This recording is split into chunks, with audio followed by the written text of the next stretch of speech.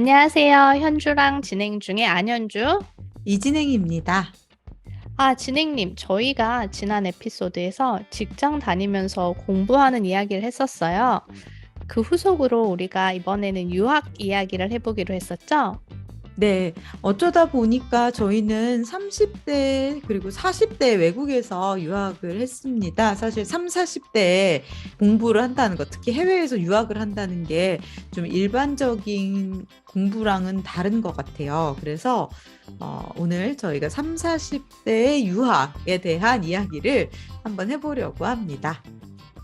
사실 뭐 학생 때나 20대 대학생 때도 하기 싫었던 게 공부였던 것 같고, 네. 그렇잖아요. 이제 대학을 졸업하면서 더 이상 내 인생에 시험은 없다. 그렇게 결심을 했음에도 불구하고 '왜 우리가 다시 공부를 하게 됐나.' 다시 공부로 돌아갔던 계기부터 이야기해 보면 좋을 것 같아요. 네. 저 같은 경우에는 사실 '공부를 하겠다.'라고 결심을 했다기보다는 이제 이주를 하면서 안정적으로 새로운 국가에 안착하기 위한 과정처럼 공부를 시작을 하게 된 것 같아요. 그러면은 어느 나라로 가시느라 지금 해외로 이주해서 공부를 하셨다는 거죠? 네네네. 저는 캐나다에 갔고요. 지금 캐나다에 살고 있거든요. 캐나다에서 살려면 일단은 비자가 필요하잖아요. 그러니까 그쵸. 비자를 좀 가장 쉽게 받을 수 있는 것 중에 하나가 학생 신분으로 가는 거다 보니까 이제 공부를 음. 하게 된 거고요. 또 캐나다에서 어떤 일을 하면서 살 수 있을까 그걸 고민을 하다가 디지털 마케팅을 선택을 한 거죠. 왜냐면 원격으로도 일을 할 수 있고 해서 음. 워낙 제가 하던 일이기도 하고 그 비슷한 일을 하고 있기도 하고 그래서 캐나다에 있는 학교들 중에 디지털 마케팅을 가르치는 학교를 찾아서 유학을 하게 됐습니다. 그렇게 정말 어떻게 보면 직업 내가 할 일에 대한 명확한 꿈이 있고 이걸 졸업하고 나면 '난 이걸 써먹으며 살겠다.' 약간 그렇죠. 명확한 그쵸. 플랜이 있으면서 그걸 할 만한 학교를 찾으신 셈이네요. 네. 어떻게 보면은 막연하게 '공부를 해야겠다.' 이런 게 아니라 좀 뭔가 해야 되는 상황이 있었기 때문에 좀 더 쉽게 결정을 하고 뭐랄까 열심히 학교 생활을 학생으로서의 나이 든 학생이지만 어쨌든 학생으로서의 생활을 할 수 있었던 것 같아요. 현주는 음. 어떻게 저랑은 쪼끔 다른 상황이셨을 것 같은데 어떻게 다시 공부를 시작하게 되셨나요? 저는 진행님 이야기를 들으니까 '아 우리는 되게 반대구나.' 이 생각을 했어요. 네. 진행님은 지금 이 경우에는 굉장한 목표 의식이 있으면서 공부 시작하셨잖아요. 네. 저는 정반대였어요. 저는 그냥 이걸 되게 '공부하고 싶다. 생전 음. 처음. 왜 하필 30 대에.' 네. 그런 순수하게 공부를 목적으로? 네. 오히려. 네. 저는 사실은 항상 학교 다닐 때는 항상 목적이 있는 공부만 했던 것 같아요. 근데 그 목적이라는 건 뭐 대부분 성적 음. 아니면 뭐 시험을 합격하거나 이런 류의 시험 공부를 하고 살았어요 계속. 그래서 시험 보고 나면 기억 하나도 안 나는 음. 그런 삶을 계속 살았었는데 왠지 회사 다니고 하면서 '그 분야를 좀 미국 법을 알고 싶다.' 이런 생각이 자꾸 들더라고요. 뭐 네. 안다고 뭐가 달라지려는진 모르지만 그 당시에 음. 내 마음속에는 '아 이걸 내가 배우면 정식으로 알게 되면 뭔가 달라지지 않을까? 내가 더 잘할 수 있지 않을까?' 이런 마음이 있어서 되게 '공부를 하고 싶다. 궁금하다. 사람들은 음. 이걸 뭐라고 말하는지.' 이런 생각을 했고 오히려 그래서 이제 1 년짜리 석사를 했고 우선은 그다음에 이제 3 년짜리 보통 우리가 로스쿨이라고 말하는 JD를 했는데요. 네. 어떻게 보면 진행님하고 반대로 이걸 졸업하고 나서도 내가 뭘 할지에 대한 정확한 그림이나 음. 내가 가려는 정확한 커리어의 방향은 사실 없었기 때문에 네. 그래서 더 고민했던 것 같아요. '내가 과연 여기다 이 돈을 투자해도 되는가?' 음. 예. '졸업한다고 해서 이걸로 내가 얼마만큼 취업을 할 수 있을까?' 아니면 그때 이미 아이들이 있었기 때문에 네. '아이들을 데리고서 그렇게 빡센 일을 할 수 있을까?' 이런 많은 고민이 있어서 '아 어쩌면 내가 해도 이게 가성비가 안 나오는 공부일 수 있겠다.' 음. 이런 게 항상 마음에 남아 있었던 것 같아요. 그리고 외국인으로 법을 공부하니까 항상 미국 사람보다 불리할 것 같다는 느낌? 그런 네. 게 이제 공부 시작하기 전에 항상 있었던 불안이었던 것 같고, 그러다 보니까 사실은 공부를 시작할 때까지는 그 망설이는 기간이 길었던 것 같아요. 차마 시작하지 못하고 '아 좀 더 편하거나 안정적이거나 확실한 다른 것들이 있지 않을까.' 음. 찾아본 시간도 있는데 그래도 자꾸 이걸 하고 싶더라고요. 가성비가 네. 안 나올 것 같은데 돈은 제일 많이 들면서. 그쵸. 미국 로스쿨이라는 게 거의 보통 그게 제일 돈이 많이 아니잖아요. 드는 것 중에 하나인데, 네 그래서 그냥 네 해 보고 싶어서 그 과정을 겪어 보고 싶은 마음이 너무 들어서 30 대 네. 학교로 돌아갔습니다. 네. 어 일단 어렵게 결심을 해서 학교에 가신 건데 흔히 말해서 이제 20대 때랑 다르게 30대 뭐 40대 점점 더 머리가 굳는다고 하잖아요. 네. 어쨌든 그런 어려운 공부를 외국에서 해야 되는 상황에서 어땠어요? 공부를 하는 것 자체가. 어 처음에는 저는 이제 저한테 뭐 그런 거 물어보신 분들한테 항상 말하는 게 "해외에 나가면 바로 공부를 할 수 있는 상황은 잘 안 된다."라는 식으로 저는 말하거든요. 그러니까 그게 음. 뭐냐면 그 나라 자체에 적응하는 데 분명히 시간이 걸리는 것 같아요. 그 사회에 적응하는 거, 그리고 그 수업 방식에 적응하고 그 사람들의 태도에 적응하는, 음. 예 어쩌면은 그게 굉장히 에너지도 많이 소모되고 스트레스도 많이 받는 일이라서 많은 유학생들이 뭐 개강하기 열흘 전에 뭐 그냥 숙소에 도착해서 바로 뭐 인터넷 깔고 학교에 수업을 들어가면 바로 따라갈 것 같은 이런 느낌이 들잖아요, 유학을 네. 처음에 갈 때는. 근데 음 저는 물론 그렇게 하시는 분들이 대부분이지만 사실은 굉장한 그런 '적응하는 시간이 많이 필요하겠다.'는 생각을 항상 해 왔는데, 저 같은 경우에는 어떻게 보면 거기서 이미 좀 살고 있었으니까 네. 생활에는 좀 적응되어 있어서 그나마 머리가 굳은 상태에서도 어 그 충격이나 스트레스가 생활 적응 까지는 이제 스트레스를 안 받으니까 쪼금 나았던 것 같고, 네. 음 머리가 굳은 거는 맞을 텐데 글쎄요. 그 대신 저는 다시 감이 안 살아날 줄 알았거든요. 아 공부에 대한 감이요? 네. 그런 거, 왜냐면 언어도 다르고 음. 내용도 전혀 다르고 그래서 좀 감을 찾는 데 시간이 걸리긴 했지만 그래도 감이 살아오기는 하는 것 같았어요, 좀 지나니까. 그리고 더 절박하니까 시간도 더 부족하고, 그러니까 어떻게든 나중에는 그 안 되는 시간 안에서 할 방법을 찾아내더라고요. 사람이 너무 신기한 것 같아요. 처음에는 음. 진짜 예 많이 헤맸죠.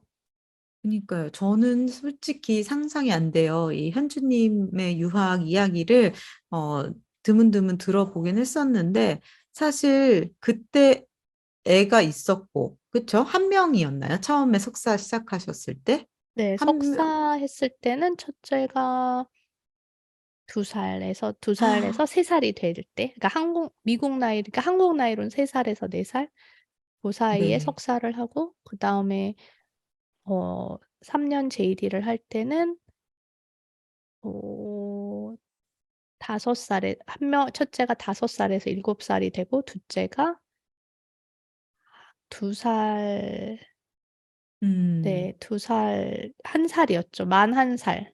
돌 지나고 음. 시작해서 걔가 음. 4살 때까지. 그니까요. 한참 생이 많이 생이 갈 땐데.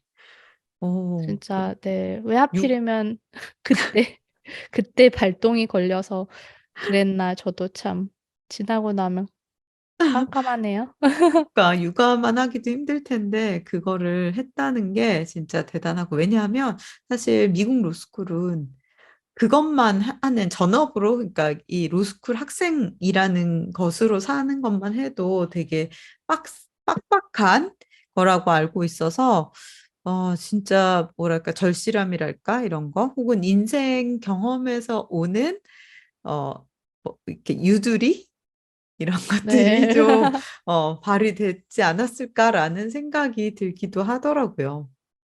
네. 좀 그랬던 것 같네요.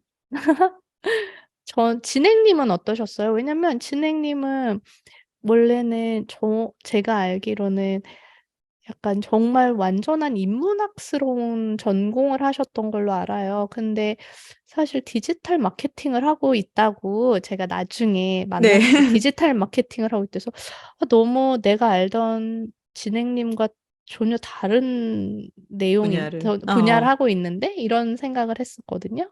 네. 그래서 저 같은 경우에 캐나다에 와서 다닌 학교가 2년짜리 과정인데 Graduate Certificate 과정이라고 학위가 나오는 건 아니고요. 4년제 이제 학교를 그러니까 학사 학위가 있는 학생들을 대상으로 해서 약간 실무 어 그러니까 졸업자들의 어떤 실무력 향상을 위한 그런 과정이에요. 그런 게 한국에는 잘 모르겠는데 이제 이런 캐나다에는 그런 과정이 있더라고요. 음. 그래서 완전 실무에 초점이 있는 과정이거든요. 근데 말씀하셨다시피 어. 저는 학부 전공이 뭐 미술사, 고고학 이런 정말 왜 한국이 아니라 전 세계적으로 취업이 어려운 몇 대 학과 꼽으면 항상 10위 안에 고고학도 있고 미술사도 있거든요. 이런 거를 하다가 그런 걸 했었고 또 뭐 방통대 얘기 지난 에피소드에서 얘기했지만 그것도 어쨌든 아카데믹한 그러니까 사회과학을 배웠는데 여기에서 처음으로 되게 실무적인 과정을 들어본 거예요. 그래서 음. 저로서는 되게 신선하고 재미있는, 그리고 진짜로, 이렇게 하는구나. 그러니까 뭔가 실무에 적용을 바로 할 수 있는 무언가를 가르치는 시스템이라는 건 이렇구나라는 거를 좀 많이 경험할 수 있어서 되게 새로웠어요. 근데 음. 사실 저는, 어쨌든 영어로 학교를 다니는 게 처음이고, 영어를 그렇게 막 잘하지 않는 상황에서 하다 보니까 여러 가지 어려움들이 있기는 했죠. 게다가 어, 현주님 아까 말씀하시면서 뜨끔했는데 저는 아예 과정을 시작하고 나서 들어왔어요. 그러니까 이게 아. 6일에 개강인가 그랬는데 9일에 들어온 거예요. 그래서 오리엔테이션도 못 받고 앞에 이제 한 이틀, 3일 정도를 학교를 늦게 간 거죠. 그래서 음. 애들은 이미 이제 얼굴을 다 익히고 있는 상황에서 쟤는 뭐지? 이런 거 있죠. 그렇게 예. 된 거고, 어, 그리고 시스템도 전혀 모르고 여기에서 사용하는 뭐 앱 같은 거, 음. 그러니까 현주님 다닐 때는 어땠는지 모르겠는데 또 뭐 로스쿨은 어떨지 모르겠는데 여기 블랙보드라는 앱을 써서 전체 학사 일정도 관리하고 뭐 공지 사항 같은 것도 있고 숙제도 거기다 공지하고 막 그러더라고요. 근데 저는 어. 생전 처음 본 거예요. 그런 시스템을. 네. 요새 한국도 그렇게 하는지 모르겠네요. 한국 대학들도. 하여튼 그런 뭐 블랙보드 시스템에 적응하고 또 영어로 뭐 수업 자체를 알아듣는 게 어렵다기보다는 뭐 이를테면 뭐 에세이 과제 혹은 뭐 그러니까 숏 앤서 과제 뭐 하여튼 그런 용어들 있잖아요. 네네. 한국말로는 알아듣겠지만 영어로 했을 때 이게 한국말로 정확히 어떻게 매칭해야 될지 잘 모르겠다. 이런 음. 것들에 적응하느라 현주님 아까 말씀하신 대로 조금 시행착오를 많이 겪었습니다. 네. 막 그런 거 아니에요? short answer가 우리는 short니까 단문 이렇게 생각해서 '한 줄로 써야 되나 보다.' 약간 이런 거잖아요. 근데 그 맞아요. short의 short가 우리가 생각하기에는 장문의 답인 거죠. 그쵸? 그렇죠. 그래서 제가 첫 번째 그러니까 중간고사에서 중간고사에 치는 과목이 많지는 않았는데 숏 앤서 문제를 이를테면 뭐 마케팅의 5개 요소를 적으시오. 뭐 이런 만약에 질문이 나왔잖아요. 그러면 뭐 그럼 뭐 가격, 제품, 뭐 유통 뭐 이런 식으로 5개 요소가 있단 말이에요. 그럼 그건 5개 단어를 딱딱딱딱 적은 거예요. 아무 말 근데 없이 딱 그것만? 예, short answer니까 아, 단답형. 그쵸, 그쵸. 근데 그게 아니라 이를테면 뭐 이렇게 써야 되는 거죠. 그러니까 4Ps다. 그러면 4개, 뭐 마케팅에는 4가지 P가 있는데 그중에 첫 번째는 뭐 프로덕트로서 뭐 어쩌고 저쩌고 저쩌고 두 번째로는 뭐 음, 프라이스다 뭐 그래서 또 뭐 어쩌고저쩌고 해서 그거 하나하나를 어느 정도 설명을 해서 결과적으로는 우리가 대학 때 봤던 약간 그 서술식 답안을 쓰는 거 정도로 써야 되는 거더라고요. 그래서 첫 번째 그 중간고사 점수가 정말 처참했던 과목들이 몇 개 있었습니다. 음, 선생님도 음. 어이가 없었을 거예요. 얘 뭐 하자는 거지? 이런 생각이 드셨겠죠? 맞아요. 근데 그거는 사실은 선생님도 우리 마음을 전혀 모르기 때문이고, 우리도 선생님 마음을 모르는 거잖아요. 네, 머릿속에 없었던 건 아니잖아요. 근데, 아, 그렇죠. 이렇게 표현을 해야 되나 보다. 그래서 저는 참 처음 유학 생활을 하면 그런 거는 내가 모르리라 사람들이 생상상도 안 하는 일이라 또 설명도 안 맞아요. 해주고, 그쵸? 맞아요. 다 해놓고도 보면 서로 왜 이랬을까? 막 이런 이해를 서로 못하는 상황? 예, 그런 걸로 뭐 불이익이라면 불이익이고 손해라면 손해를 봐가면서 또 힘들게 적응을 해가는 게 진짜 예, 유학 생활이 아니었나 그런 생각을 하게 되네요. 네, 그니까요. 그래서 가능하면 요즘은 인터넷이 워낙 발달해 있고 뭐 현주님도 유튜브를 통해서 유학생활 이 얘기들이랄까 그런 이제 미국 로스쿨 다니는 사람들을 위한 정보 같은 것도 좀 공유하고 하시잖아요. 최대한 그런 걸 좀 알아보고 가는 것도 필요하겠다 이런 생각이 들더라고요. 저는 그런 거 하나도 안 봤어요. 그때는 유튜브가 그니까요. 잘 없지 않았나요? 맞아요. 그때는 저는 없었어요. 없었겠죠. 저는 2012 거의 11년 전 이러니까 10년, 11년 음. 전이니까 그때는 유튜브를 사람들이 잘 보는 때가 아니었어요. 맞아요.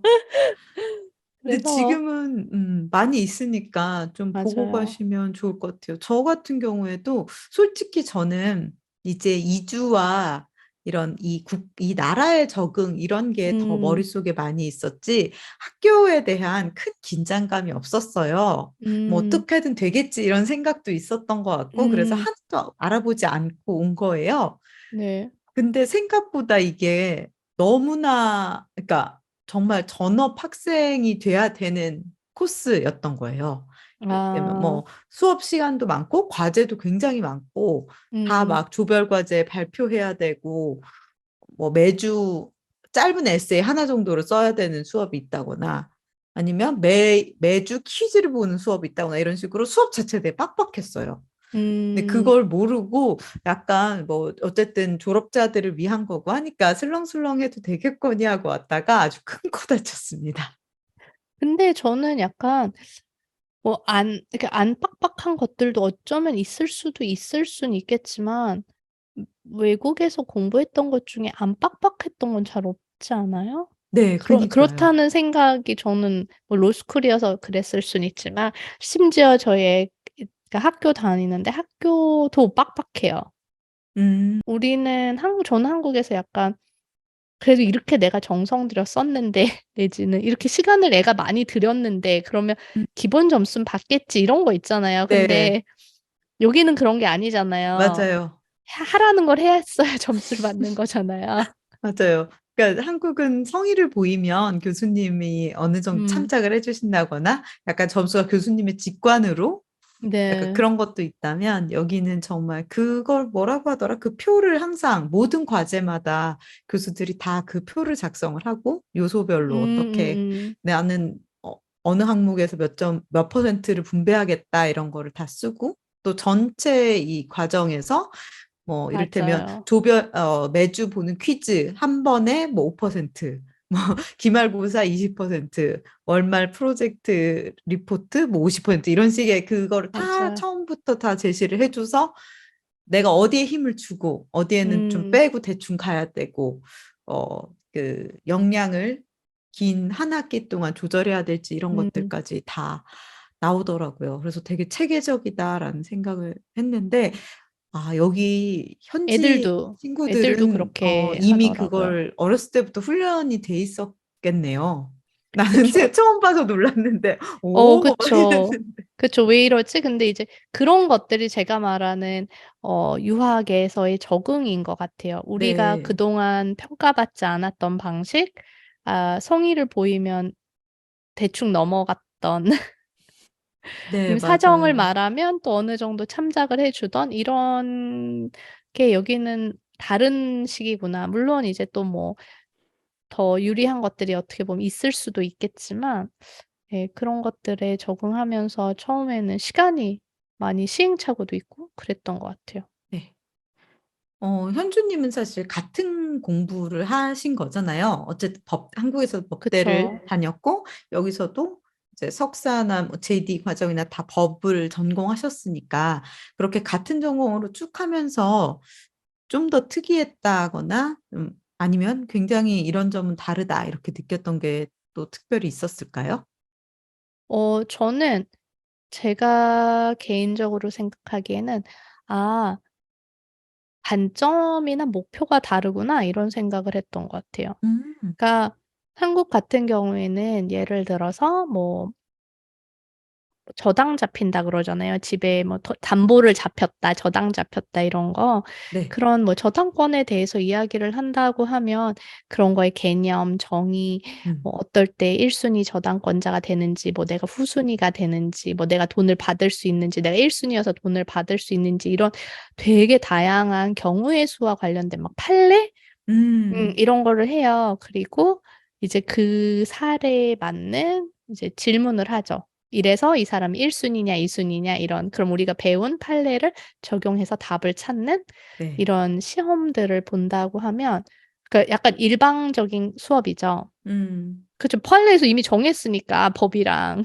네. 그리고 그걸 누가 더 잘 정확히 외웠느냐, 음. 이런 것들이 시험이라면, 미국에서 공부하는 거는 어떤 판례, 그래서 이제 되게 양을 많이 외워요. 한국 거는 양을 다 외워요. 그 그렇죠. 저당권에 관한 거의 모든 걸 다 해서 그중에 최신 판례까지 쫙.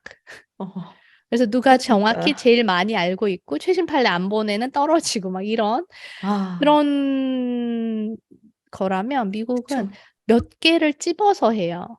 음. 판례를, 그거와 관련된 판례 몇 개를 집어서 공부를 하고, 이런 개념이 왜 나타났는지, 과거의 판례가 현재의 상황에도 똑같이 적용이 될 수 있는지, 이런 경우에도 이 사람이 꼭 또 이 순위가 돼야 되는지, 아니면 이 경우에는 이 사람을 다르게 뭐 구제할 수 있는 방법이 있어야 하는지, 너무 불합리하다 옛날 판례로 하기에는, 이런 음. 그런 거를 계속 토론을 하면서 공부를 해요. 그 네. 판례를 분석을 하면서. 그리고 현재 상황에 어떤 판례를 적용할 것인가, 과거의 판례를 적용할 것인가, 아니면 새로운 식으로 우리는 이제 해석해야 될 것인가. 음. 이런, 그래서 저는 그 생각을 했어요. 나중에 어떤 일이 닥쳤을 때 이 문제를 해결하기 위한 기본 지식이 무엇이고, 그 기본 지식을 어떻게 활용해야 될지, 그거를 가르친다는 생각을 했거든요. 그 대신 네. 그 뼈대를 엄청나게 많은 막 세세한 집을 다 짓는 법을 알려주는 건 아니고, 그냥 큼직한 집을 대강 지을 만큼의 정보를 알려주고, 그걸 음. 이제 채우는 거는 뭐 각자 더 채우든 뭐 더 공부를 해서 채우든 그건 나가서 할 일이고, 음. 하는 방식을 가르쳐 준다는 생각을 음.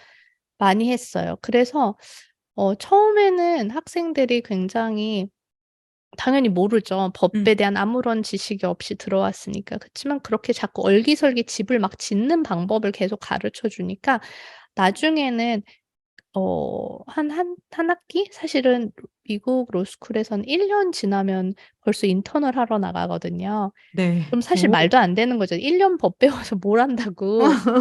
한국에서는 사법연수원까지 다 다녀도 지금 나중에 인턴을 나가는데, 네. 근데 또 그럴듯하게 일을 하거든요. 어. 그러니까 어떻게 리서치를 해야 되고 어떤 식으로 법 관련된 서류 문서들을 음. 만 사 작성해야 되는지를 처음부터 배우면서 하기 때문에 좀 음. 현실 적응력 이런 게 좀 뛰어나다는 생각을 많이 했어요. 그래서 어. 저는 되게 신기하고 재밌었던 것 같아요. 그런 '아 이래서 그냥 다르구나.' 그러면 당연히 사실은 부족할 수밖에 없을 거잖아요. 한국은 뭐 사법 시험이나 이런 걸 보려면 뭐 3년 이상의 여기에 시간을 들여서 공부를 하고 그다음에 이제 실무를 하는 건데, 네. 근데 이제 미국은 당연히 부족하겠죠. 그쵸. 3 년에 바시험도 되게 짧게 공부해서 보니까.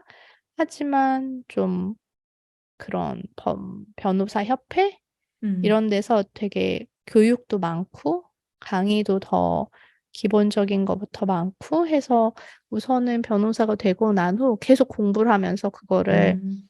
채워가면서 이제 일하는 시스템이 아닌가. 한국은 최대한 만들어서 보내고 그렇네요. 그런 생각을 했어요. 그러니까 음. 당장 일을 써먹기엔 한국 변호사가 나을 수도 있겠죠.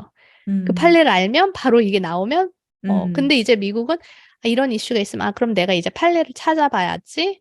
음. 판례를 분석하고 답을 다 바로 할 수는 없겠죠. 판례를 아직 못 봤으니까. 지식이 그쵸. 많이 들어 있진 않으니까. 하지만 이제 나오면 그걸 가지고 검토할 수 있는 능력을 자꾸 그쵸. 키워주죠. 예. 그러니까 뭐 어떤 식으로 해야 되는지 how to를 알려주는 거고, 음. 예전부터 우리가 약간 들었던 것 중에 그 외국의 학교들은 외국의 교육은 물고기를 잡는 방법을 알려주는데 한국은 이제 "물고기의 종류를 외우게 한다." 뭐 이런 음. 이야기를 많이 했었는데 정말 그런 게 딱 맞는 얘기인 것 같아요. 예. 그러니까 지금 이렇게 얘기를 하다 보니까 되게 좋았던 기억만 있는데 사실 저는 좀 졸업한 지 얼마 안 됐잖아요. 안 네. 됐거든요. 네. 재작년에 졸업을 했어요. 그 인연이 저는 또 그 코로나랑 겹쳤어요. 제가 여기 오고 얼마 어. 안 돼서 코로나가 시작돼서 이 캐나다는 완전히 락다운을 해 가지고 학교를 초반에 몇 개월밖에 못 다니고 나머지는 다 온라인으로 하긴 했거든요. 네. 그래서 저한테는 쪼끔 더 다행이었던 게 어쨌든 영어로 이 공부를 한다는 게, 특히 이런 실무적인 공부를 한다는 게 진짜 쉽지 않더라고요. 음. 그래서 저는 구글 번역기와 파파고의 도움이 있었기 때문에 그 수많은 과제들을 돌파했던 것 같기도 해요. 음. 이미 머리가 너무 굳은 상태에서 40 대에 이 다른 언어로 공부를 하는 게 진짜 쉽지는 않다라는 생각을 했고, 또 한편으로는 그래도 제가 이쪽 실무 경험도 있었고 대충 어떻게 돌아가는지 알고, 또 일이라는 것 자체가 어떤 프로젝트를 진행하는 것 자체가 어떤 식으로 굴러가는 건지, 아니면 인간관계라는 게 어떤 식으로 굴러가는 건지, 이런 어떤 삶의 경험 이런 게 좀 음. 있다 보니까 언어의 한계가 있더라도 돌파할 수 있는 힘 같은 게 '있지 않았나?' 이런 생각이 들긴 해요. 그러니까 사실 저는 음. 어떤 생각을 했냐면 과제할 때마다 '아 내가 이걸 한국말로 했으면 진짜 30분 컷이다.' 이런 생각을 많이 하긴 했어요. 근데 영어로 그걸 쓰려니까 2 시간이 걸렸지만 한국말로 음. 했으면 30분 컷이었는데 '아 아깝다.' 이런 생각을 하면서 그 영어 네이티브 친구들을 보면서 '야 니네는 이걸 모국어로 쓰는 애들인데 나보다 못한 말이 되냐?' 이런 생각을 하면서 학교 생활을 했고요. 어쨌든 그렇게 즐겁지만은 않았던 고난과 역경도 있었던 시절이었던 건 확실한 것 그쵸. 같아요. 고난과 역경이 없을 수는 없죠. 근데 진행님이 말하시니까 저는 그 생각이 갑자기 들었어요. 진행님이 그러셨잖아요. "아 너네는 모국어니까 이거를 그렇게 빨리 할 수 있다."고 생각을 하셨다 그랬는데, 근데 또 진행님은 그거를 해낼 이제 언어는 분리하시지만 아이디어는 이미 머릿속에 정리가 돼 있는 거잖아요. 근데 걔네들은 아직 또 뭐 나이가 어린 학생들도 많고 경험이 적어서 머릿속이 정리가 안 된 거잖아요. 음. 정리만 되면 이제 영어로 쓸 준비는 다 됐는데. 그래서 네. 저는 어느 순간 맨 처음엔 너무 내가 불리한 것 같은 거예요. 나는 애도 있고 아무래도 외국어고 뭐 체력은 당연히 더 나쁘고 뭐로 보나 너무 불리하다 생각을 했는데 어느 순간 저 애들은 뭐 연애도 하고 뭐 금요일 날 맥주도 마시러 가야 되고 음. 뭐 사소한 거에 되게 이제 흔들리죠. 사실은 20 대에는 방황할 일도 많잖아요. 네. 그래서 '나나 걔나 결국 주어진 시간은 비슷하겠구나.' 그리고 또 음. 그런 학생들은 학교에서 또 근로 같은 거 있잖아요. 음음음. 아르바이트 하는 애들이 의외로 많더라고요, 로스쿨이어도 워낙 학비가 음. 비싸니까. 그래서 맞아요. 그런 걸 생각하니까 저는 뭐 그런 걸 할 수도 없지만 애 때문에 어쨌든 우리한테 주어진 시간이 그렇게 다르진 않을 수도 있겠구나. 걔도 힘든 점이 있고 나도 힘든 점이 있겠구나 생각하니까 좀 마음이 나아지더라고요. 그전에는 너무 나만 불리한 것 같아서 너무 괴로운 거 있잖아요. 맞아요. 저도 사실 아까 중간에 잠깐 얘기했지만 어 그런 거는 확실히 있는 것 같아요. 이게 어쨌든 실무 경험이 있고 내가 어떤 뭐 교수님의 말귀를 빨리 잘 알아듣는 능력이 음. 있든 그러니까 뭐 문해력이라고 하죠. 뭔가 써 있는 얘기가 무슨 음. 얘기인지를 금방금방 파악을 하고 어떻게 표현해야 될지 아이디어가 정리가 돼 있고 이런 게 아무래도 삶의 연륜이라든가 이런 거에서 네. 확실히 어린 친구들보다 낫다 보니까 그래서 언어가 자신이 없더라도 도전할 수 있고 그게 크게 아주 결정적인 어떤 마이너스 요소가 되지는 않는구나라는 거를 깨닫기는 한 것 같아요. 그래서 음. 혹시라도 저처럼 40 대에 외국에서 유학을 그것도 뭐 외국에 살아본 적도 없고 뭐 어학연수 같은 것도 난 안 다녀왔고 막 영어 유창하지도 않은데 어떻게 유학을 할 수가 있지? 이렇게 고민을 하시는 분들이 계시다면 저는 그래도 어 '다 할 수 있다.'라는 이야기를 해 드리고 음. 싶어서 예 이런 얘기를 꺼내 봤습니다. 저는 진행님 하신 말씀에 약간 덧붙이고 싶은 얘기가 있는데 네. 그거 같아요. 그 영어 실력이 부족하거나 하면 우리가 많이 그렇게 생각하잖아요. '아 내가 영어 공부를 더 해서 학교에 가야지.' 그렇잖아요. 근데 네. 저는 저도 그런 마음이 있었던 것 같아요. 근데 학교를 다녀보니까 학교를 다녀야만 느는 영어가 있는 것 같지 않아요? 네. 확실히. 그쵸. 아무리 집에서 뭐 혼자서 문법책 읽고 뭐 드라마 무슨 보고 그쵸. 그 드라마 보고 뭘 하고 아무리 해 봤자 그 학교에서 지금 실제로 하고 있는 영어와는 거리감이 있고 그 수준과도 차이가 있고 그 상태로 준비하는 건 되게 어렵고 거의 불가능한 것 같아요. 음. 그래서 내가 직접 그 상태에 부족한 상태로 들어가서 하면서 내 실력을 키워서 결국 완성된 상태로 나오는 거지 내가 영어가 완성된 상태로 유학 생활을 시작해서 그 완성된 상태의 영어로 공부를 해서 졸업하는 건 아니지 않을까. 졸업한 사람을 보면 다 잘하는 것 같죠. 그치만 그 사람은 그 시간이 지나서 그 상태가 된 거지 처음이 그 모습은 저는 아니었을 것 같거든요. 네. 네. 어려운 것 같아요. 왜냐하면 어쨌든 어느 정도는 그래도 돼야 돼요. 그러지 그죠? 않으면 합격 증서를 입학을 안 못 주죠. 하니까. 입학을 안 네네네. 시켜 주죠. 그렇죠. 어떤 분들은 이제 캐나다 특히 이민이나 이런 거 생각하면서 오신 분들 중에는 이제 입학이 안 돼 조건부로 들어와서 어학 코스부터 하고 이런 분들도 많이 음. 계시더라고요. 네. 근데 어쨌든 그런 과정은 좀 필요한 것 같아요. 왜냐하면 저는 학교 다니면서 되게 중요한 것 중에 하나가 네트워킹이라고 생각하거든요. 근데 저는 이 코로나라는 끔찍한 상황 때문에 그걸 제대로 많이 못 하긴 했지만 어쨌든 학교 다니면서 친구들하고 감을 같이 익히고 뭔가 같이 경험하고 막 그런 좌충우돌했던 기억들도 되게 좋은 기억으로 남아 있는데 그런 게 그래도 되려면 소통은 돼야 돼요. 그러니까 아이 그쵸. 네. 제가 말씀드리는 건 이제 합격을 어느 정도는 할 수 있는 이제 합격 뭐 토플 점수가 아예 안 나오는데 들어간다. 음, 이거는 너무 힘든 거고 이제 토플 그렇죠. 점수는 나와서 들어갈 수 있는데 그럼에도 망설이시는 분들 음, 있잖아요. '아 나는 더 잘해야지. 더 다 듣고 계속 맨날 해야지 유학 갈 수 있지. 나 정도 해서 어떻게 가겠어.'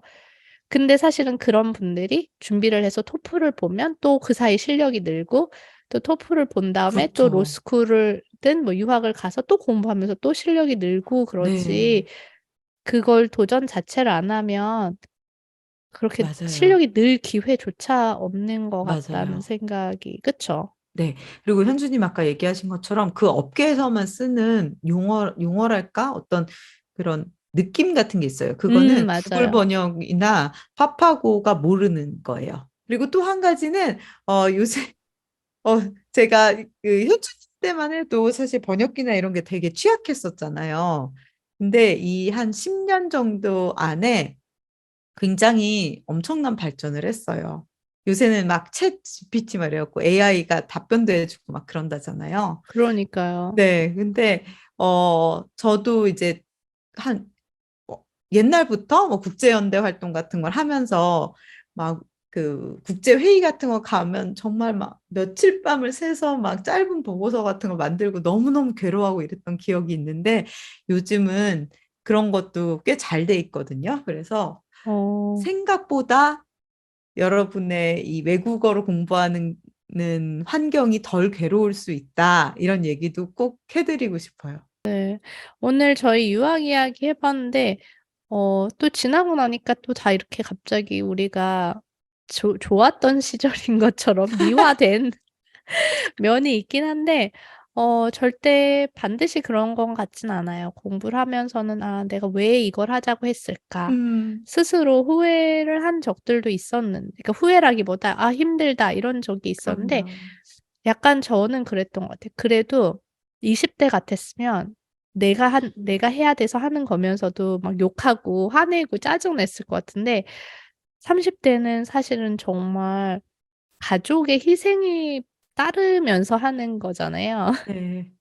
그러다 보니까 좀 더 성숙하게 좀 더 음, 참으면서 그리고 또 좋아하면서 공부를 했던 것 같아요. 이게 '내가 이런 경험을 할 수 있다는 것 자체를 좋게 생각하자.' 이런 음, 마음으로 그런 것도 있었고 또 어렸을 때보다 내 한계를 좀 받아들이면서도 했던 것 같아요. '왜 나한테는 이렇게밖에 안 되지? 왜 나의 상황은 이렇지?' 이게 뭐 화나는 게 아니라 음, '내 상황이 이러니까 이 안에서 어떻게 해야 할까?' 그냥 받아들였던 것 같아요. 받아들이고 또 받아들인 상황에서 하면 남들도 다 그렇게 하고 있었던 것 같다는 생각이 음, 그제서야 네. 좀 들더라고요. 그래서 여러분도 혹시 이제 30-40대 유학을 고민하고 계신다면 저는 그 생각해요. 그 나이에 해야 될 게 그렇게 많은데도 돈을 쓰는 유학을 하려는 고민이 들었다는 거 자체가 '되게 원하는 게 아닐까?' 음, 얼마나 하고 싶으면 지금 해야 될 게 많고 의무가 많은 가운데서도 그 고민을 자꾸 하게 될까? 음, 그 네, 생각을 그렇네요. 그 생각을 해요. 저 같은 경우는 그랬거든요. '아 나의 여러 가지 삶의 무게를 생각하면서 이런 꿈은 버려야 되겠다. 될지 안 될지도 모르는 거는 꿈을 자꾸 꾸면 안 되겠다.' 음, 그런 생각도 했었거든요 저는 사실. 네, 근데 그래도 자꾸 하고 싶어서 예 그냥 공부를 또 선택했던 것 같습니다. 네. 근데 결과적으로는 그 공부가 바탕이 돼서 또 새로운 비즈니스가 시작되기도 하고 그런 거잖아요. 그쵸. 근데 그때는 이럴리라는 생각을 잘 못하니까 그게 음, 문제인 것 같아요. 맞아요. 예. 불안이라던가 음. 그런 게 있을 수밖에 없는 것 같아요. 네. 사실 저도 이렇게 빨리 이런 디지털 마케팅 영역에 사실 저는 학교 다니면서 뭐 현주님도 만나서 연결해 준 사람들도 있고 어쨌든 생각보다 빨리 시작을 했거든요, 이 일을. 그래서 네. 처음에는 이 학교를 다닌다고 내가 진짜 이 전공을 살려서 뭔가를 할 수 있을까에 대해서 100% 확신을 하고 시작했던 거는 아니었던 것 같아요. 음. 그래도 내가 선택할 수 있는 것 중에는 가장 마음이 가는 그런 거여서 시작을 했던 것 같고, 그리고 역시나 어, 지금 상황에서 너무 욕심 부리지 않고, 하지만 명확한 어떤 그 목표랄까? 그러니까 저 같은 경우에는 뭐 하나 하면은 막 엄청 100%를 다 해야 된다고 보통 생각을 하는 스타일이었는데, 이때 이 유학을 하면서는 사실 진짜 이 새로운 나라에 적응도 해야 되고, 또 저는 일도 했었고, 학비도 어느 정도 벌어야 되고, 또 영주권 뭐 이런 것도 신경을 써야 되고, 뭐 여러 가지 신경 쓸 일이 많다 보니까,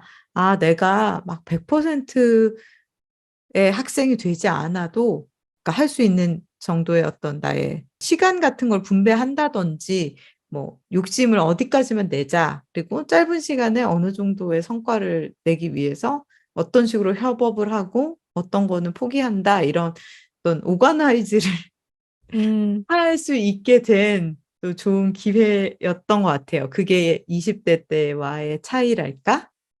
그랬던 것 맞아요. 같아요.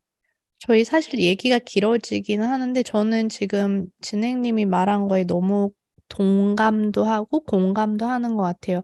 어떻게 보면 우리가 뭐 고등학교나 대학교 때 어떤 뭐 학비를 내가 꼭 벌지 않아도 된다든지 아니면 뭐 아르바이트 정도만 하면 뭐 괜찮게 되는 그런 상황에서 공부에만 집중했던 거가 네. 사실은 되게 복을 받은 거죠. 그쵸. 그게 아주 정상보다는 정상이라기보다는 굉장히 이제 유리한 상황에서 살았던 건데 어 그렇지 않은 상황에서 대부분은 공부도 하시고 일도 하시고 음. 예 그래서 유학 생활도 마찬가지인 것 같아요. 우리가 만약에 뭐 부모님의 지원과 뭐 다 도와주고 청소는 다 남이 해 주고 빨래도 다 남이 해 주는 이런 생활에 익숙하다가 내가 한 인간으로서 내가 먹고 살려면 해야 될 것들을 해 가면서 네. 남는 시간에 공부를 해서 이거를 뭐 학위를 따거나 하는 거지 정말 아무것도 안 하고 다 남이 해 주는 거에 나는 공부만 해 가지고 이 어떤 인간이 된다? 이게 사실은 그런 아직도 복 받은 분들이 계시지만 그렇지 못하다고 해서 너무 내 처지가 너무 이게 '사람 사는 게 아니다. 내가 너무 왜 이러고 사나.' 이럴 일은 아닌 것 같다는 이제는 '그럴 나이는 이제 더 이상 아니다.'라는 생각을 저는 많이 했던 것 같아요. 그래서 어. 네, 맞아요. 어떻게 보면 진짜 그때가 되게 복받은 고등학교 때 정말 아무 신경을 외부에 쓸 일이 없이 공부만 했던 그 시절이 정말 복받은 시절이었던 것 같고. 그때도 힘든 사람들이 사실 있잖아요. 그러니까 그분들이 너무 대단하신 거죠. 그 어린 네. 나이부터 그렇게 음. 하신 분들이. 그래서 되게 많은 생각을 전 했던 것 같아요. '아 내가 참 그때는 다른 사람이 그렇게 하고 있다는 걸 진짜 몰랐구나.' 맞아요. 네. '그 시간이 이렇게 많이 걸리는 일들이었구나.' 이거를 음. 직접 하고 공부하고 네 그러면서 또 배웠던 것 같습니다. 네.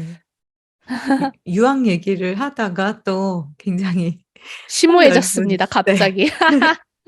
이야기까지 하게 되는데요. 이래서 사실 저희 이야기가 재미있는 것 같기도 해요. 그 새로운 이 주제를 처음 딱 떠올렸을 때 생각하지 못했던 대화들이 오갈 수 있는 장점이 있는 것 네. 같아요. 하여튼 30-40대 유학을 고민하시는 분은 복 받으신 분 그쵸? 그렇죠. 네. 우선 복 어 받으신 분 같고 이제 뭐 하고 싶으시면 더 고민을 하시고 네. 실행을 하실 수도 있고 그런 것 같습니다. 네. 네. 뭐 시작을 하면 그리고 어떻게든 끝은 나니까요. 맞아요, 맞아요. '내가 좀 수명이 줄겠구나.' 막 기말고사 기간이나 이럴 때는 그런 생각이 들 수는 있지만 어쨌든 그만큼 저희가 이렇게 후일담을 얘기하는 것처럼 재미있는 기억들도 많이 생기고 그만큼 업그레이드가 되는 어떤 지점은 분명히 있기 때문에 네 가능하시리라 생각합니다. 네. 화이팅입니다. 네. 화이팅입니다. 오늘 저희 이야기는 유학에 관련된 이야기였고요. 여러분들이 재밌게 들어 주셨으면 좋겠네요. 네. 어 저희 다음에는 또 유학과 관련이 될 수도 있고 또 해외에서의 커리어랄까? 진로 문제 같은 거에 대해서도 한번 얘기를 해 보려고 해요. 관심 많이 가져 주시면 좋겠습니다. 네. 그러면 저희는 오늘은 여기까지 하고 다음에 또 재밌는 에피소드로 돌아오겠습니다. 네 감사합니다. 감사합니다.